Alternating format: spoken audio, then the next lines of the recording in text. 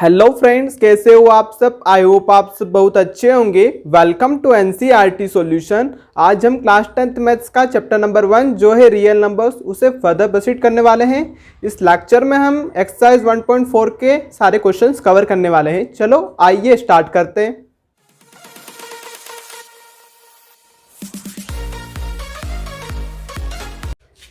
Friends, हम first question करने के पहले हम टर्मिनेटिंग और नॉन टर्मिनेटिंग समझ लेते हैं कि ये क्या है। तो टर्मिनेटिंग है उसमें एग्जैक्ट आंसर आता है और नॉन टर्मिनेटिंग में अप्रोक्स आंसर आता है। जैसे हम रेशनल नंबर को किसी भी पॉइंट के फॉर्म में लिखते हैं तो टर्मिनेटिंग में एग्जैक्ट आंसर आएगा और नॉन टर्मिनेटिंग में अप्रोक्स आंसर आएगा। जैसे हम एग्जाम्पल लेते हैं, जैसे 1/2 एक रेशनल नंबर है, इसे हम पॉइंट की फॉर्म में लिखेंगे तो 0.5 आएगा इसका आंसर। जैसे हम एक और एग्जांपल लेते हैं, 1/5 भी एक रेशनल नंबर है, इसे हम पॉइंट के फॉर्म में लिखेंगे तो 0.2 आएगा, जो कि एक एग्जैक्ट आंसर है इनका। और वो सब टर्मिनेटिंग की फॉर्म में आते हैं। और जो नॉन टर्मिनेटिंग है वो उसमें एग्जैक्ट आंसर नहीं ऐप्रोक्स आंसर आते हैं। जैसे 1/3 एक रेशनल नंबर है, हम इसे डिवाइड करेंगे तो 0.3333 ऐसा ये चलता जाएगा, लास्ट तक ख़त्म ही नहीं होगा कभी। मतलब इसका अप्रोक्स आंसर आएगा 0.333, ऐसा अप्रोक्स आंसर आएगा। ऐसे 1/6 इसे भी हम डिवाइड करेंगे तो 0.1666, इसका भी अप्रोक्स आंसर आएगा 0.167 के। जैसे इसमें अप्रोक्स आंसर आता है, इसमें एग्जैक्ट आंसर आता है। और जो एक और बात है इसमें समझने की, वो भी देख लेते हैं। जो टर्मिनेटिंग है उसका डेनोमिनेटर जो q है वो 2 की पावर n के फॉर्म में होगा, 5 के पावर n के फॉर्म में होगा, 2 × 5 के पावर m और n के फॉर्म में होगा। बट जो नॉन टर्मिनेटिंग है वो इनके अलावा और भी कोई एक नंबर हो सकता है। केवल टर्मिनेटिंग में सब यही नंबर होंगे और नॉन टर्मिनेटिंग है इसके अलावा और भी कुछ नंबर होंगे। जैसे हम एग्जांपल करके देखते हैं जिससे आपको और अच्छे से समझ में आएगा। फ्रेंड्स, हमारा पहला क्वेश्चन है जिसमें हमें 13/3125 को एक टर्मिनेटिंग है या नॉन टर्मिनेटिंग है वो बताना है। तो पहले हम इसके जो डिनोमिनेटर है उसको फैक्टर्स के फॉर्म में लिख लेते हैं, इसका फैक्टर बना लेते हैं पहले हम। तो 3125 इसे हम फैक्टर्स बनाते हैं तो ये 5 से डिवाइड होगा, 625 टाइम, फिर 5 से होगा 125 टाइम्स, फिर 5 से होगा ये 25 टाइम्स, फिर 5 से होगा 5 टाइम्स, और फिर 5 से होगा 1 टाइम्स। तो इसका ये डेसिमल एक्सपेंशन हो गया। मतलब ये क्या है, इसे हम लिख सकते हैं 13/5 × 5 × 5 × 5। इसका हमने फैक्टर्स निकाल लिए। इसके बाद हम इसको, जो हमारा डिनोमिनेटर में 5 है उसे हम लिख सकते हैं 13/5 की पावर 4। फ्रेंड्स, हमने इसके फैक्टर्स कर लिए। यहाँ पर जो 3125 है वो 5 की पावर 4 के फॉर्म में लिखा जा सकता है, मतलब 5 की पावर n के फॉर्म में लिखा जा सकता है। हमने अभी आपको बताया था जो नंबर्स 2 की पावर n 5 की पावर n के फॉर्म में लिखा जा सकते हैं वो टर्मिनेटिंग नंबर होते हैं, जो टर्मिनेटिंग रेशनल नंबर होते हैं। तो ये होगा हमारा टर्मिनेटिंग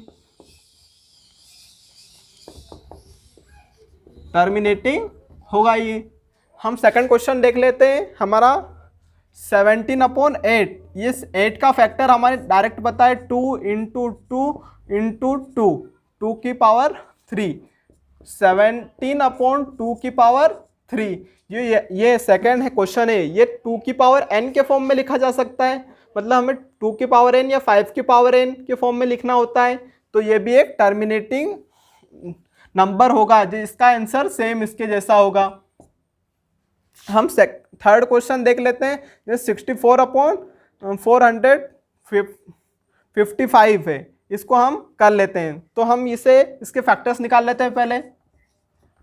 तो ये फर्स्ट 5 टाइम्स जाएगा, 5 9 ज़ा 5 1 ज़ा, फिर 7 से 7 1 ज़ा 7 3 ज़ा, फिर 13 से 13 1 ज़ा। तो हम इसे एक्सपेंशन के फॉर्म में लिखते हैं 64/5 × 7 × 13। बट अब यहाँ पर हम देख सकते हैं कि ये नंबर है, इसका डेनोमिनेटर है वो 5 की पावर 1 है और 7 की पावर 1 है, 13 की पावर 1 है, पर यहाँ पर 2 नहीं है और 2 के अलावा और भी ये 2 नंबर्स आ गए हैं। अगर कुछ एक्स्ट्रा आ जाए 5 की पावर n या 2 की पावर n के अलावा तो वो नंबर्स नॉन टर्मिनेटिंग होते हैं, तो ये हो जाएगा नॉन टर्मिनेटिंग, नॉन टर्मिनेटिंग हो जाएगा। हम अगला क्वेश्चन देख लेते हैं।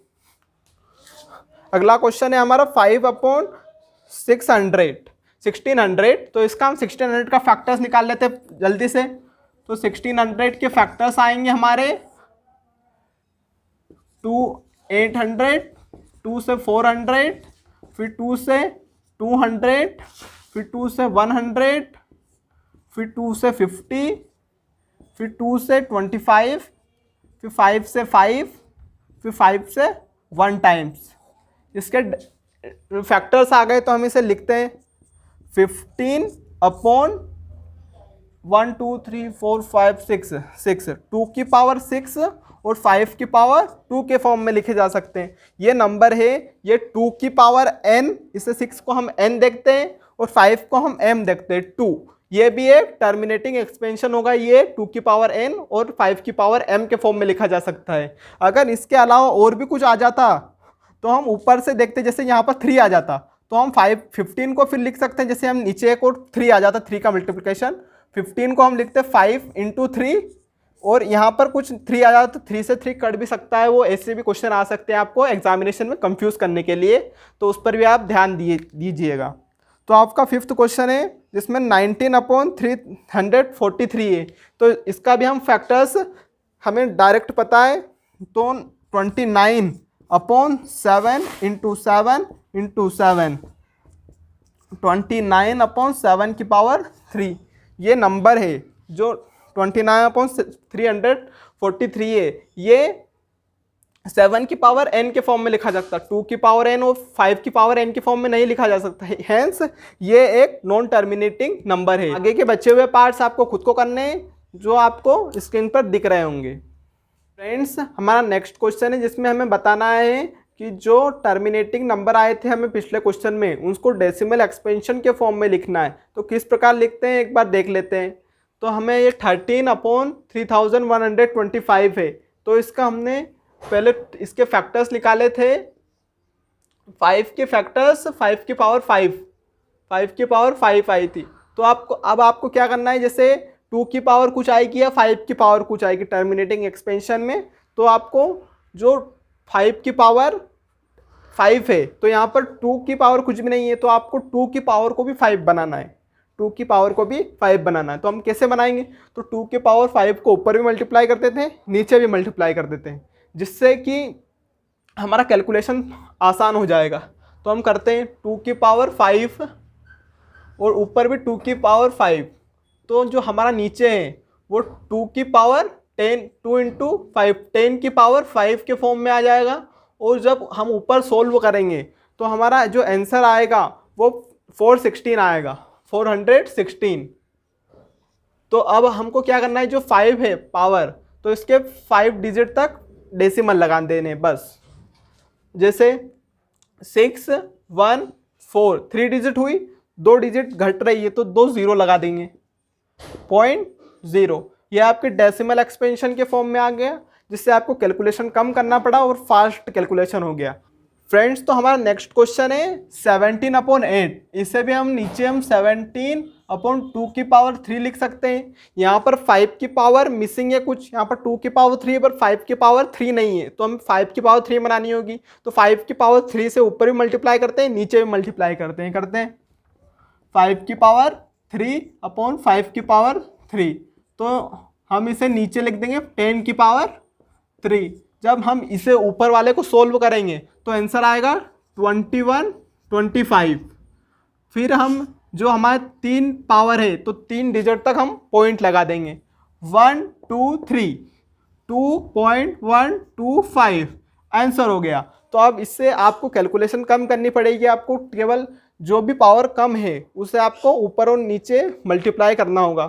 तो आपको इस प्रकार दोनों क्वेश्चन हो जाते हैं। हम थर्ड क्वेश्चन की ओर बढ़ते हैं, जो छोटा सा क्वेश्चन है।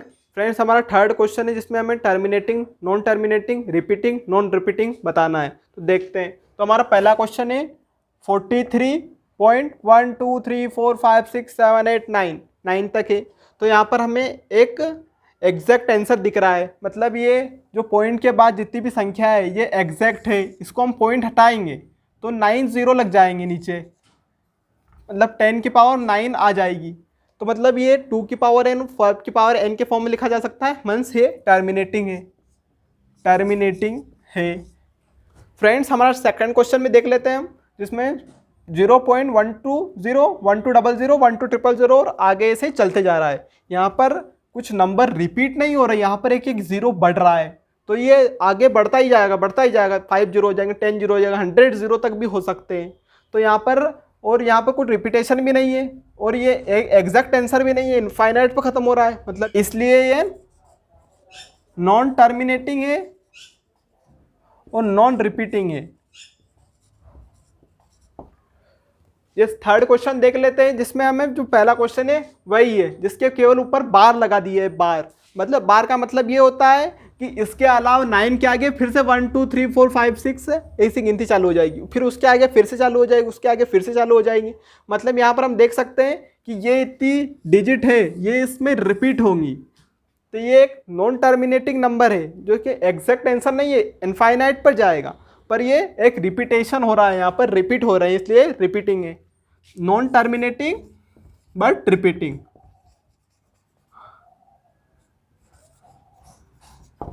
But repeating. हैंस हमारे इस एक्सरसाइज के सारे क्वेश्चंस हो चुके हैं। बाकी बच्चे आपको क्वेश्चंस खुद को ट्राई करना है, आपको सारे क्वेश्चंस आ जाएंगे। अगर वीडियो अच्छा लगा हो तो अपने दोस्तों को ये वीडियो ज़रूर शेयर करें। Thank you.